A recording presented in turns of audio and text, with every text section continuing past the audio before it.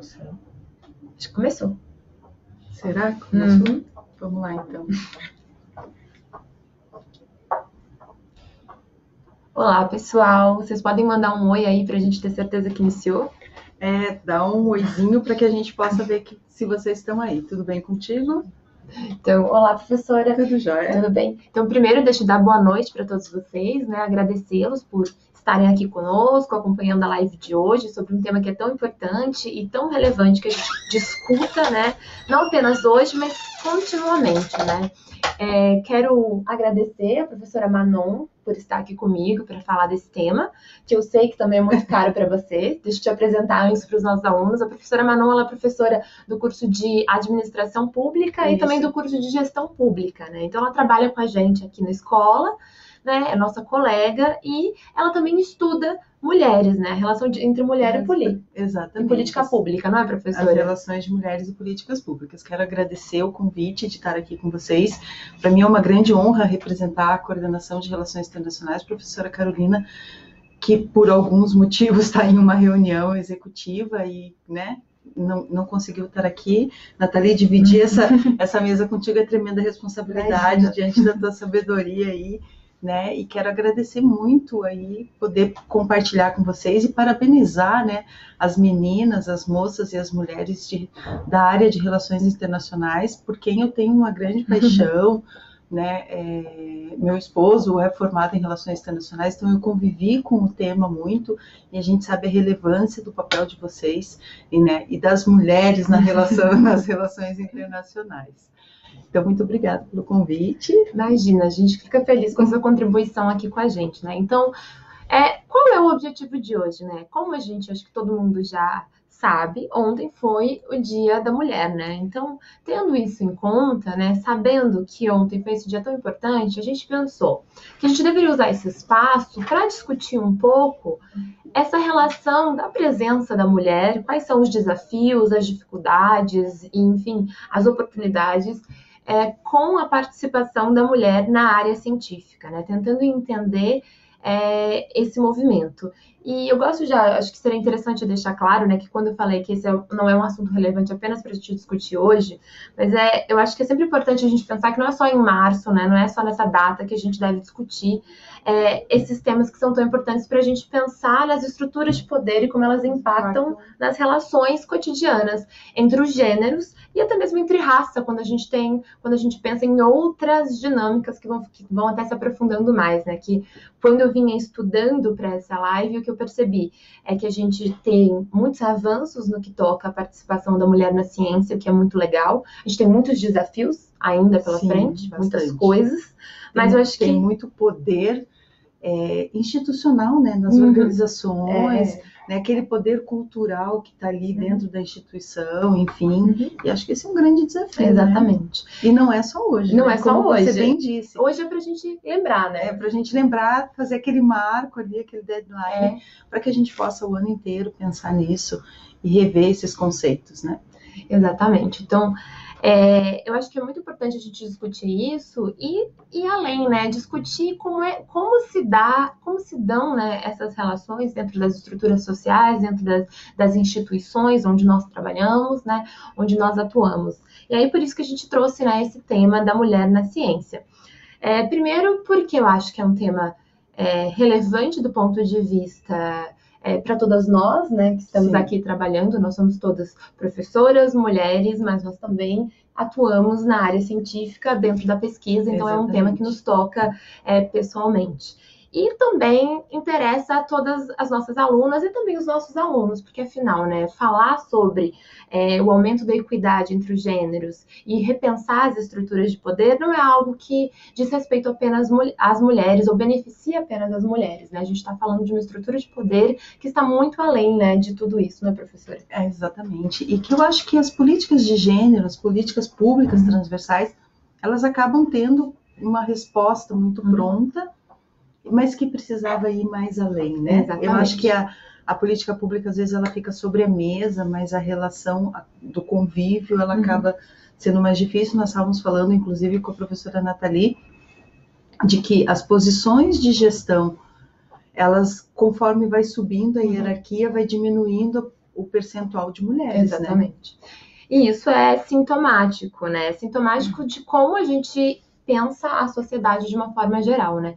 Então, isso que a professora Manon colocou, ele está presente em estudos, né, que foram feitos com base em dados do CNPq, dos currículos Lattes, né, para observar como é que se dá a distribuição dos gêneros na pesquisa brasileira, né? Então, como está essa participação, tanto de homens como de mulheres, né? Quais são os caminhos para os homens e para as mulheres na pesquisa brasileira, né? Então, o que se observou ali dentro desse dado, que vocês podem achar num site que fala sobre gêneros e números, se eu não me engano, acho que é Gêneros e Números o nome, depois eu coloco ali nos comentários para vocês de onde eu tirei esses dados. É uma reportagem que se chama Os Caminhos de Mulheres e Homens na Ciência Brasileira. E eles vão trazer, o que a gente achou super interessante, é que a gente percebe que, digamos, na base da pirâmide, a gente já tem a maioria de mulheres. Então, quando a gente olha para a graduação, para as bolsas de iniciação científica concedidas pelo CNPq, né, pela CAPES, são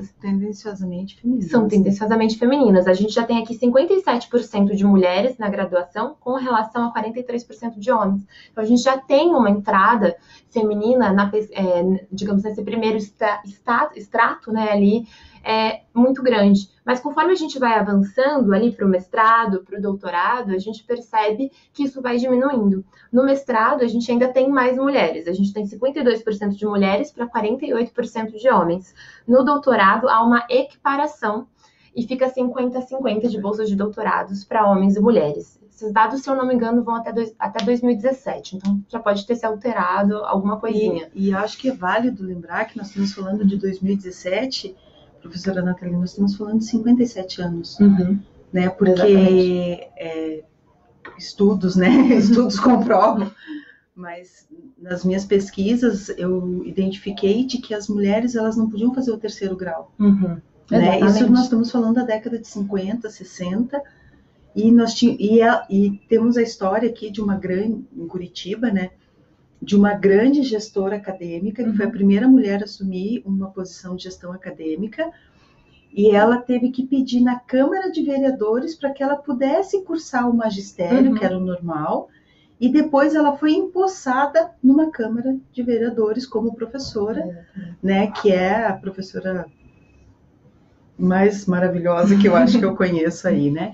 Então, assim, são 50 anos, 57 anos que nós estamos na pesquisa, enquanto os homens têm muito mais tempo. Exatamente. Né? E até que nós temos números melhores, né? Com licença. Não, a gente tá devagarzinho, né?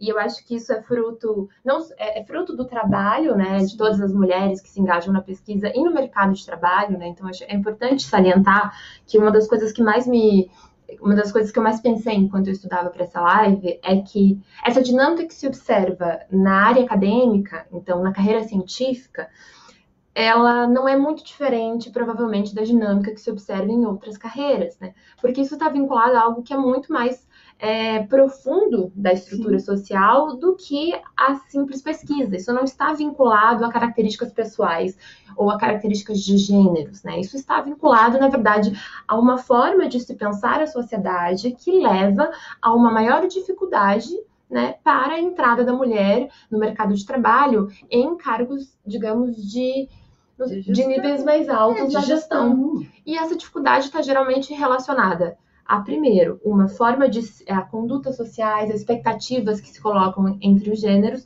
mas também está associado à forma como a gente estrutura a sociedade desde a família, né? Então, as mulheres, muitas vezes, têm uma carga muito maior de trabalho, e isso é interessante que eu trouxe tanto para fazer essa live, tanto pesquisa da questão da área da ciência como um todo internacionalmente, da ciência no Brasil e da área de ciência política e relações internacionais, e todos apontavam que a posição da mulher de cuidadora na família, ou seja, a mãe, né, aquela que cuida do marido, cuida do filho e depois cuida dos pais ainda. Exatamente. Então é aquela constante, que também já saiu um estudo da ONU recente que mostrava que as mulheres elas têm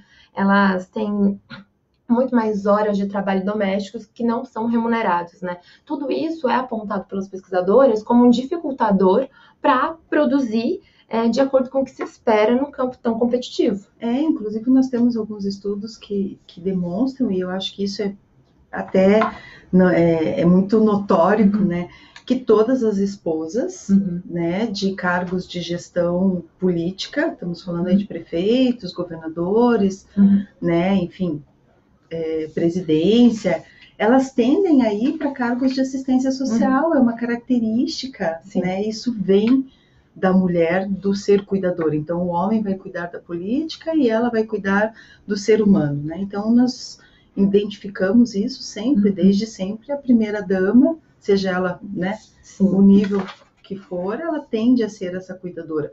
E na educação, ela surge cuidando da creche, né, nos primeiros, na alfabetização, então ela acaba fazendo esse primeiro momento e ficando ali, porque ela já está cuidando do filho de uma, do filho da amiga, né? Então ela acaba assumindo esses primeiros momentos e ela não vai para a graduação acima, porque o limite dela para ela, né, poder lecionar na escola é esse. E nós percebemos aí os cursos de formação de professores, eles tendem a ter um contingente enorme feminino. Exatamente.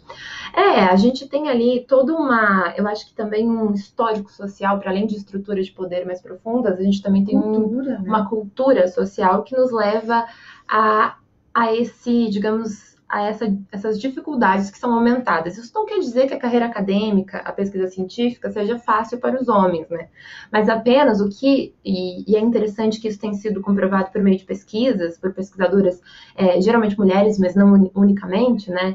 E tem sido transformado em conceitos, né? Um conceito, por exemplo, então, o que se observa é que existe, né?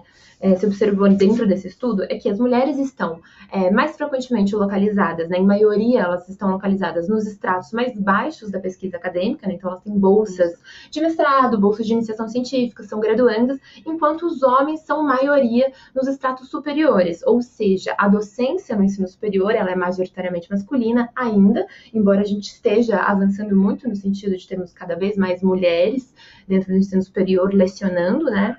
E, sobretudo, o que se destaca aqui na área acadêmica, a gente tem várias bolsas que a gente vai conseguindo para estudar, né? Então, acho que a maioria de vocês conhecem, mas talvez nem todas, porque isso são dinâmicas bem específicas da área, né? Então, assim, no mestrado você ganha uma bolsa, no doutorado você ganha outra bolsa, alguns têm bolsa de pós-doutorado, mas, né, digamos, para além dessas bolsas, a gente chega num nível que é a docência no ensino superior, ou até mesmo o título de livre docência, né? Que é quando você já cumpriu praticamente todos os pré-requisitos da sua vida acadêmica e você já tem uma carreira consolidada, uma obra, né? Você tem, né, uma pesquisa muito consolidada, você contribuiu com a sua área.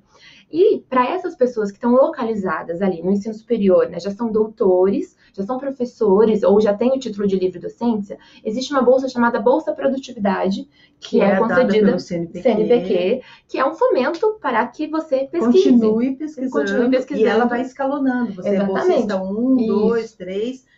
E aí a sua remuneração e o seu alcance. Exatamente. Então, pensem, se a gente tem 50% no doutorado, metade mulher, metade homem. Quando a gente vai para a docência na universidade, a gente vai ter 54% homem contra 46% de mulheres professoras, né? Mas quando a gente chega na Bolsa de Produtividade de Pesquisa do CNPq, a gente vai ter apenas 36% mulheres contra 64% homens. Então, nós vamos segurar um pouquinho para dizer por que isso acontece. Nós temos que deixar aqui um grande abraço, primeiro, para a mãe da Carol.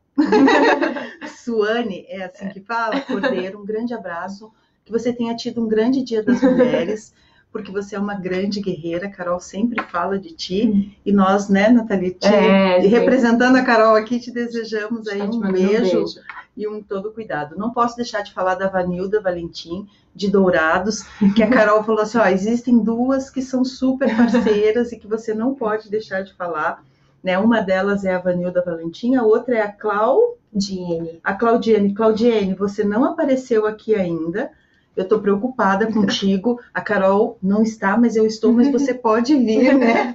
Precisamos das meninas aqui. E então vamos voltar à conversa. E não posso deixar de falar da dona Maria Zamboni Hoff, um grande abraço, a mãe da Nathalie. Também conhecida como minha mãe. Beijo, mãe, tô com saudade. São as grandes pesquisadoras que talvez muitas vezes deixaram a sua carreira acadêmica ou de seguir, né, para que nós pudéssemos estar aí e falar e fazer tudo o que nós fazemos, e muitas vezes se realizam em nós, né? Exatamente. Nas nossas conquistas. Mas voltando às bolsas CNPq. Voltando aqui, o que acontece? Então, a gente tem um menor número de mulheres chegando digamos, a essas bolsas de incentivo à produtividade de pesquisadores. E, para além disso, o que se observa é que as mulheres também chegam mais tarde. Sim. Enquanto os homens recebem essa bolsa na faixa dos 50 a 54 anos, né, a maioria dos bolsistas CNPq produtividade, homens, eles têm essa idade, as mulheres chegam aos 55 e aos 50, Mas entre eu 55 acredito e 59. que isso tem a ver, e nós vamos até falar um pouquinho mais à frente, com o próprio tempo da maternidade. Exatamente. Querendo ou não, hoje é uma opção, mas eu acredito que há 20 anos atrás não era uma opção você ter ou não ter filho, né? Exatamente. Sempre vinha a pergunta. Então, talvez porque ela já, nesse momento, ela já concluiu a maternidade, já criou os filhos, já encaminhou a família, então ela se dá esse direito. E até nós estávamos falando com a Nathalie de o quanto muitas vezes as mulheres não assumem a docência, e quando a gente está falando da docência de pesquisa, nós estamos falando de posições no estrito sensu, exatamente, né? Que é mestrado, doutorado, pós-doc, essas carreiras, até mesmo por conta do tempo que ela tem que se ausentar para a sua maternidade. Exatamente. E de fato, a maternidade é um elemento muito importante, porque como é que funciona a carreira científica no Brasil e no mundo? Hoje em dia, a métrica para a gente, digamos, dizer que você é um bom pesquisador, ela se dá muito por meio de publicação de resultados. Então, os pesquisadores, né, isso de todas nós aqui que trabalhamos com pesquisa, a gente tem uma problemática de pesquisa, Sim. A gente se debruça sobre isso, seja via documento, via literatura, via experimento, cada área vai ter ali sua particularidade, via entrevistas, né?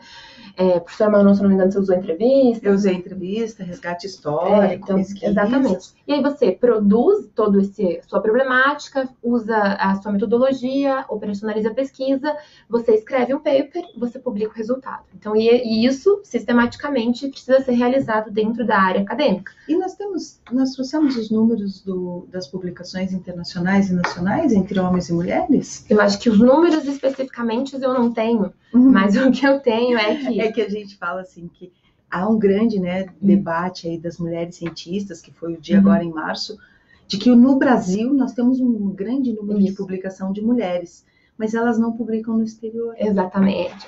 Isso. Os números eu não trouxe para vocês, gente, porque a pesquisa era extensa. Então, eu trouxe só, digamos, desse tamanho. Os outcomes da pesquisa, né? Mas é uma pesquisa do Elsevier e é bem interessante sobre gênero. Também posso deixar ali nos comentários para vocês. E o que chegou a que tipo de conclusão? Isso internacionalmente. Eles estudaram ali países como Brasil, Argentina, México, Canadá, Estados Unidos, a União Europeia, mas para além da União Europeia, eles separaram ainda o Reino Unido, Portugal, Espanha, França, Itália, então vários países, né? E Japão, Austrália. E eles verificaram que a paridade, de uma forma geral, entre a produção, digamos, a publicação de trabalhos entre homens e mulheres, ela está cada vez mais próxima. Sim. Ela ainda não chegou lá, mas cada vez mais a gente percebe. Ela está caminhando para isso, né? Eu acredito que a mulher ela tem conquistado muito, e uma das coisas que nós temos que deixar muito claro, não é o fato de você estar na pesquisa, de você estar na academia, ou em qualquer profissão, que você vai deixar de ter o teu instinto de mulher. Exatamente. Né? Eu acho que nós muitas vezes nos embrutecemos e nos racionalizamos, quando na verdade nós não precisávamos, né? Para que os números mesmo mostram que as mulheres continuam sendo mulheres e começam a subir o seu ranking na pesquisa. Sim. E veja, os homens estão há quanto tempo, nós em menos de 50 anos, ó. Exatamente. É uma tendência, com certeza, matematicamente falando, que a gente passe em curto período de tempo.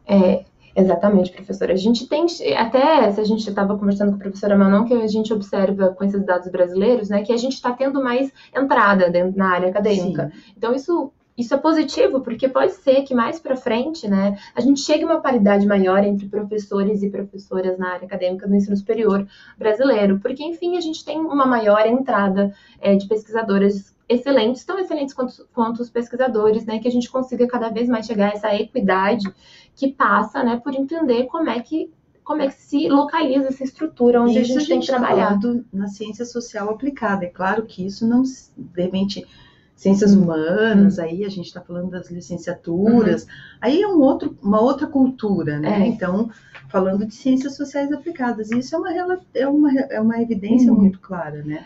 Exatamente, né? Mas aí, então, o que acontece, né? Por que essas autoras estão falando desses desafios que são, digamos, mais preponderantes para as mulheres dentro da carreira científica, né? Então, a gente tem, por exemplo, uma autora que é Bettina Stefanello Lima, que ela vai formular a ideia de labirinto de cristal. Então, para ela, o que acontece, né? O que ela quer dizer quando ela fala que existe um labirinto de cristal pelo qual as mulheres passam quando elas entram, não só na área acadêmica, mas também você pode alongar esse conceito para a trajetória da mulher na área profissional, né? Então, esse labirinto de cristal, ela define como uma série de obstáculos presentes ao longo de toda a trajetória das mulheres e que dificulta e atrasa o percurso no campo quando não determina a desistência da carreira. Então, ela tá se referindo a pequenas, né, especificidades cotidianas que as mulheres vivenciam dentro da carreira, né? E aí trazem esse conceito para entender a carreira acadêmica, que dificultam o seu avanço, né? E atrasam, por isso que a gente chega mais tarde na Bolsa Produtividade da CNPq, né? E que acabam, né, tornando a nossa vida, digamos, academicamente, né, na ciência, um pouco mais dificultada do que a de um homem, né? E aí, o que a gente pode falar? A gente pode ter a questão da maternidade, não trazendo a maternidade como algo ruim. Ela não é ruim, mas assim, ela te dá uma lacuna, né? Porque não tem como você estar amamentando, você está fazendo o teu processo e você está com um livro lendo. Acho que seria até não ser materna, né? Eu acho que qual seria, então, o que várias mulheres que passam por isso trazem à tona, né? Chamam a atenção. Que é importante, já que a maternidade ela é esse dificultador, porque ela recai sobre a mulher, não só apenas por uma questão da relação pessoal ali do casal, mas se a gente for pensar a própria licença maternidade, né? As mulheres têm muito mais tempo e os homens muito menos tempo. Isso já... E que organicamente, vamos falar, biologicamente, é uma condição atribuída à biologia feminina. Sim. É ela quem vai amamentar no seu seio, é ela quem vai ter essas funções biológicas junto com a criança. Existem casos que não tem, sem sombra de dúvida, mas a biologia está aí, né? O corpo humano e a física. Deixa eu só dar oi aqui a Lê Quadros, que é uma grande atuante aí na área da administração pública, está compartilhando aqui com a gente. Bem-vinda, Lê. O Renilson, do Polo de Santos, São Paulo. Renilson, conta aí pra gente como é que é esse debate de olhar a mulher na ciência. Daniela Assad, um grande abraço. Professora Andréia, muito obrigado pelo teu carinho aí, falando que a Nathalie, além de linda, é inteligente. Isso eu falei que eu concordo, né? Obrigada. Enfim, todos vocês aí são muito bem-vindos, mas o que eu acho que é uma coisa que é muito forte, sabe, professora Nathalie, retornando a isso, nós nunca devemos dizer que a maternidade, como o próprio senso comum, ela é um impeditivo, ela é uma pausa, mas o mercado de trabalho, e ele se amplia, a academia também, entender isso como um período que se a mulher tivesse ociosa. É exatamente o que a gente precisa pensar, né? Porque biologia, tem que reproduzir, né? Porque as mulheres, o que é até interessante, né, que a gente tem ali, né, a gente vai ter a bióloga Fernanda Stanisławski, é bem difícil sobre o sobrenome dela, ela é uma bióloga e ela teve sempre uma carreira muito sólida e aos 32 anos resolveu parar para ter filho.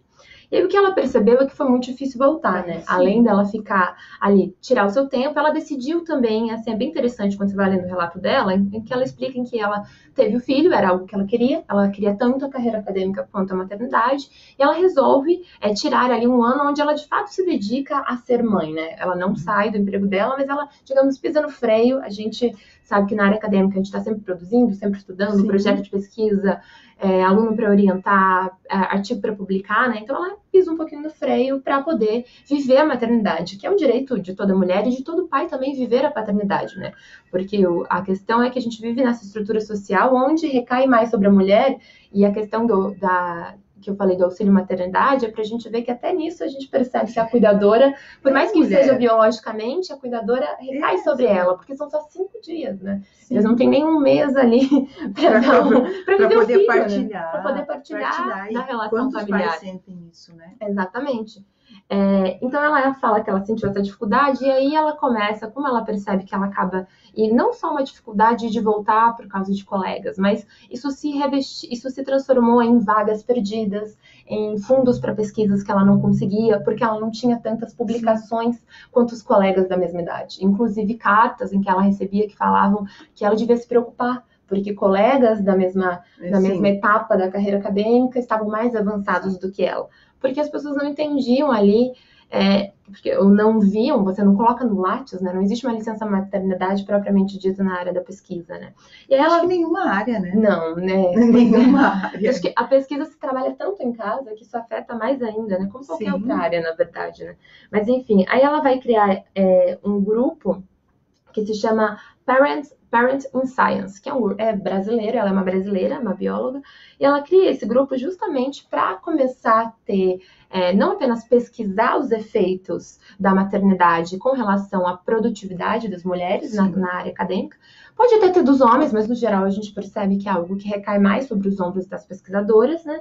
Mas também aí eles começam com várias ações, uma delas foi o Lattes, né? Que agora existe um campo onde a pesquisadora pode preencher como licença maternidade. Ele não fica visível para as outras pessoas, mas ele ajuda ali na hora de fazer... Na hora de fazer as métricas, na hora de fazer as métricas, cálculos, indicadores, porque o Lattes, ele já te dá, né, todos os teus cálculos, todo o teu índice lá, índice H lá, tem aquele símbolo de teus indicadores de publicação, então ele te permite esse tempo de pausa, o que eu acho extremamente um vivo aí para o Lattes, né? Exato. De pensar em nós. Eu acho que não é porque biologicamente eu tenho uma condição de que eu não posso fazer outras coisas. Exatamente.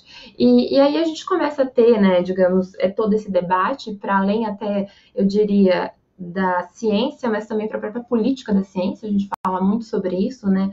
Porque quando a gente fala de ciência, a gente costuma ter uma visão bastante idealizada do processo de conhecimento, né? Então a gente pensa em indivíduos que ficam o dia inteiro pensando num mesmo problema e buscam uma solução e aí descobrem, né, aquela imagem do eureka, ele acaba resumindo bem o que é um primeiro momento, não um senso comum sobre ciência.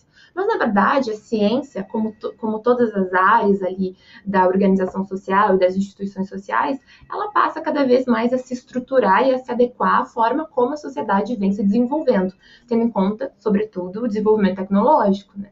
Tanto que essa é uma crítica, essa cobrança intensa por publicações, né? Essa extrema competitividade em números entre os cientistas, que a gente está muito mais nos baseando em uma forma de fazer ciência, de produzir conhecimento equiparada a essa pressa que a tecnologia traz, né, para a produção do conhecimento, do que, digamos, aquela razão iluminista, onde a gente, de fato, queria resolver problemas a respeito do mundo, né, que a gente precisa resolver as coisas com muito mais pressa e manter métricas de produção muito elevadas.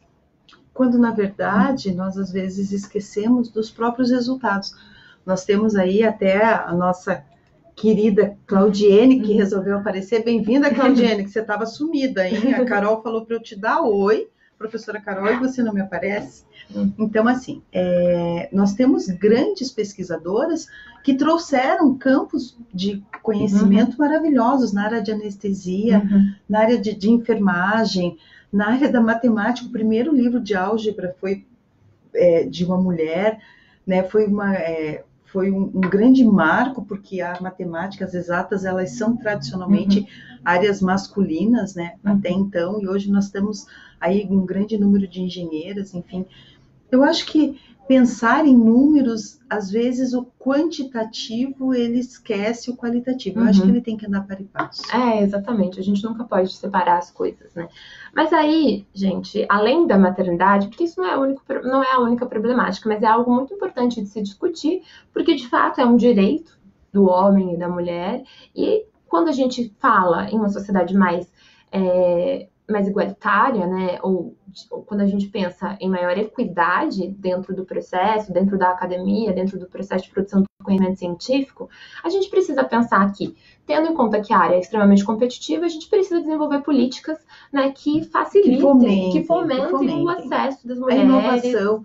E eu acredito que a criatividade, ela é uma essência feminina. Exatamente. Né? E eu acho que essa criatividade, a gente está falando aí das inovações disruptivas, das novas formas de negociação, e estamos aqui falando com, né, relações internacionais. Vocês, mais do que ninguém, têm que articular, negociar, e quem tem mais inteligência emocional?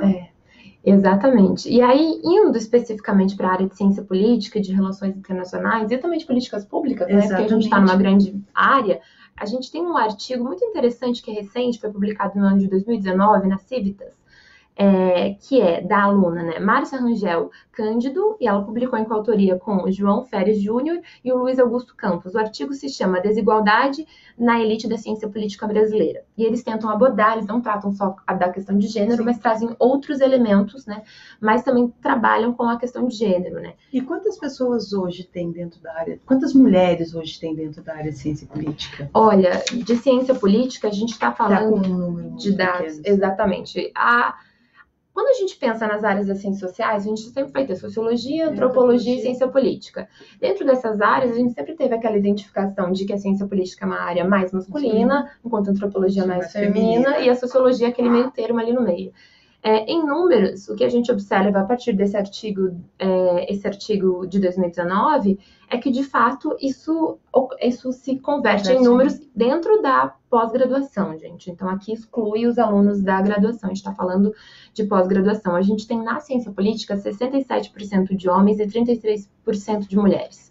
E isso que a gente inclui ali áreas como políticas públicas, que tem uma presença considerável de mulheres, e relações internacionais, que também é um curso que conta com uma presença razoável de professores e de pesquisadoras. E mesmo assim, a gente tem 67% da área de ciência política composta por homens. Então, é uma área, em certa medida, composta majoritariamente, né, por homens. E isso, claramente, né, se converte também em posições, né, em, digamos, uma distribuição de cargos dentro da área, onde a gente vai ter, em sua maioria, homens ocupando posições de poder, né? Mas isso também está relacionado, né? Isso não só está relacionado com cria, eu acho que em certa medida, essa distribuição, não só na ciência política, isso na verdade se refere à produção do conhecimento e à área científica no Brasil, né, no Brasil, acho que diria até no mundo, essa perspectiva de que começam a ser geradas pequenas discriminações ocultas dentro das relações, das estruturas de poder. Isso não quer dizer que a gente está diante de um grupo de cientistas homens que são ruins e mas é o hábito, as mulheres. Eu acho que é o campo. A gente traz um pouquinho aquilo do Bourdieu, né? Vamos resgatar aí. É o hábito da sociedade. E a Claudiane está falando assim, a abertura talvez não pareça tão grande, mas as mulheres também talvez não veem um caminho, né? Tanto que no Generalato, nas Forças Armadas, existem 2 mulheres no Brasil, com toda certeza. A área militar, ela vai ser muito mais resistente, né? E aí a gente está falando de poder simbólico e de hábitos. São culturas pré-definidas. As mulheres nas guerras. Quantas mulheres não foram para o campo de batalha? Exatamente. Né? Quantas mulheres não foram à frente? E homens que voltavam machucados, acidentados da guerra, e as mulheres tinham que fazer o seu papel, e o papel dele, o papel dela. Então, assim, eu acredito que a carreira militar, ela ainda tenha muito a se caminhar. Exatamente. Não, eu acho que de uma forma, enquanto sociedade, quando eu leio aqui sobre essas pequenas discriminações ocultas, que é de uma pesquisadora, ela se chama Joana Cantola, né, e ela fala disso, ela está falando sobre expectativas distintas com relação aos 2 gêneros. Então, você espera coisas diferentes de homens e mulheres, e muitas vezes isso leva até a coisas que são mais toleradas em um gênero do que o outro, né? Até aquela própria brincadeira de TPM, né, que a gente vai ficar histérica, não pode tomar uma decisão. A gente sabe que não é bem assim, né, Nath? Existem medicamentos para que a gente regule os nossos hormônios biológicos. Eu gostaria de falar de 2 grandes cientistas, professora Nathalie, que as nossas queridas alunas aqui, tanto a Claudiene como deixa eu achar aqui, desculpa, a Vanilda, elas falaram de 2 grandes ciências quando nós fizemos a divulgação da live. A primeira delas é a Marie Curie. Ela é a mãe da física moderna, ela foi extremamente pioneira, porque ela lutou muito pela saúde mental, na parte de lobotomia, a parte de... Não, a Marie Curie não, de radioatividade. Ela foi a primeira mulher a ganhar o prêmio Nobel, e foi laureada 2 vezes com o prêmio, a primeira vez em Química em 1903 e a segunda em Física em 1911. Então a gente sabe a força dela de a mãe da física moderna, né? Que não é fácil. E a Anísia da Silveira, que é então a que eu estava falando da saúde mental, acho que ela tem um histórico muito grande, uma das grandes cientistas, né? Ela vem aí tirando da saúde mental as terapias agressivas, quando na verdade às vezes ela nem aparece. Né? Então, realmente são 2 grandes cientistas e nós temos algumas outras. Eu vou deixar depois, professora Nathalie, o link ali, mas eu não podia deixar de falar que são as 2 grandes cientistas que foram citadas quando a gente divulgou a live. Sim, a gente já está quase que se encaminhando para o final, que eu ia falar. Né, gente? Mas enfim, acho que o mais importante que todos esses elementos que foram sendo trazidos, né? Então, para além da questão dessa maternidade ou de normas de condutas que são diferentes ou expectativas diferentes, a gente também tem a capacidade de mobilidade das mulheres que circulam menos, sobretudo no ambiente internacional. São inúmeros desafios que se colocam e eu acho que não são novos. Eles existem, sempre existiram. Então, desde que a mulher começou a entrar no mercado de trabalho e a procurar posições socialmente distintas daquelas que lhe foram dadas, digamos, dadas, né? Incumbidas, né? A incumbência dela pela estrutura social. São desafios que existem. E a gente precisa, eu acho que é muito interessante olhar esse projeto de Parenting Science, porque a gente percebe ali uma pesquisadora que se juntou com mais 4, que identificou um problema, percebeu que, por exemplo, o que acontecia com ela não era sobre ela, não era ela que era uma cientista inapta, ou incapaz, ou atrasada. Eram todas. Né? Eram todas. Existe um grupo disso, né? Exato, e é interessante que nos estudos delas, ela mostrou que a mulher sofre com a produtividade até o 4º ano do nascimento do filho, né? Então, olha todo o tempo ali, porque de fato uma criança toma tempo. Mas eu acho que o mais legal dessa história não é pensar na maternidade, mas é pensar, essas pesquisadoras identificaram esse problema e elas perceberam que isso não era pessoal, isso era estrutural, não era o indivíduo, mas era a estrutura de poder e a forma como as relações se desenham, né? E, para além disso, elas buscaram, né, se integrar e procurar soluções. Não dá para resolver o problema, mas, por exemplo, o campo. Eu posso discutir. Elas trouxeram o campo. Eu acho que o que a gente fala em política pública é trazer para a agenda, isso, né? Exatamente. Traz para discussão. Vamos colocar isso na pauta e vamos discutir e uma hora isso se resolve. E elas conseguiram uma vitória, que foi, por exemplo, do Lattes, né? Esse campo que veio justamente de discussões fomentadas por essas pesquisadoras. E agora elas têm conferências para discutir essa temática da produtividade, filhos. Pensam também do lado do parceiro. Se abriu, né, uma lacuna ali.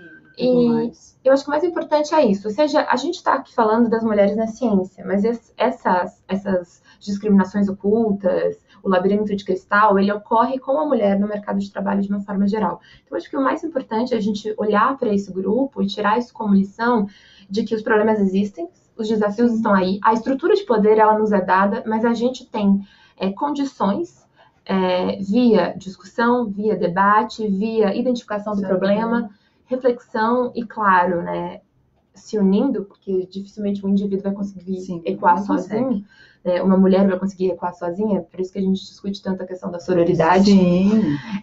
Identificar os problemas e tentar trabalhar a partir deles para modificar essas estruturas sociais, porque a gente já modificou muita coisa, né? A gente veio de não votar no século retrasado para hoje estarmos aqui discutindo uma melhor colocação dentro do mercado de trabalho, melhores salários, a questão de que nós temos igual capacidade de ocupar cargos de gestão, de ocupar cargos de produzir pesquisa científica de qualidade. Quando a mulher começou a trabalhar, logo pós-revolução industrial, a regra é que ela não podia ocupar nenhum cargo de que um homem pudesse estar executando. Então, hoje a gente ainda enfrenta isso. Mas eu quero deixar um grande beijo, um grande abraço, um grande parabéns a todas as mulheres de relações internacionais que ao longo da carreira se destacaram. Eu não as conheço, não é minha área, né? Mas eu deixo aí os meus cumprimentos, né? E o agradecimento de estar aqui, enfim, e dizer que não desista, que exatamente a gente tem que se unir. E muitas vezes nós mulheres competimos entre nós. Então, a gente E queria... a gente, né, eu acho que a união é trazer o assunto para a pauta, é jogar na mesa e falar, vamos trabalhar isso e vamos enfrentar, né? São desafios, conquistas diárias. Exatamente, professora. Eu queria dar um beijo para todo mundo, né? E, sobretudo, digamos, deixar essa mensagem para as minhas alunas que vocês podem ser aquilo que vocês quiserem ser, as estruturas estão aí, mas justamente porque elas estão aí, a gente pode modificá-las. Então, eu só não desejo nada mais que sucesso nas escolhas que vocês tiverem na vida. E se for na área científica, estamos aqui para ajudá-las, porque todas nós gostamos muito. E um grande abraço, né, para todas as científicas, as cientistas também de ciência política, que eu tenho aí grande estima pela área, né, sou da área de políticas públicas, e para todas as mulheres que se juntam e que buscam soluções. Falar dos problemas é fácil, né? Mas às vezes a gente precisa buscar soluções. E a solução, ela não é macro, é um passo de cada vez, né? Exatamente. E às vezes a gente brinca em projetos, vamos fatiar o viaduto em pedaços e vamos fazer partes dele, né? Exatamente. Então vamos pensar por partes, é um passo de cada vez. Parabenizo a professora Nathalie, que resolveu seguir a carreira, né, de pesquisa, uma menina nova, com um conhecimento maravilhoso, uma grande estudiosa que me ajudou muito, e a quem eu admiro, e que continue com essa garra, a professora Carolina, né, que está aí à frente do curso de Relações Internacionais, uma grande pesquisadora na área de segurança, né, internacional, e a quem eu dou os parabéns, os votos. De novo, um beijo para a mãe da Carolina, né, porque eu não posso esquecer, e a todos vocês que aí estão lutando por um espaço melhor. Exatamente. É isso, gente. É isso aí. Um beijo a todas e uma boa semana para todo mundo.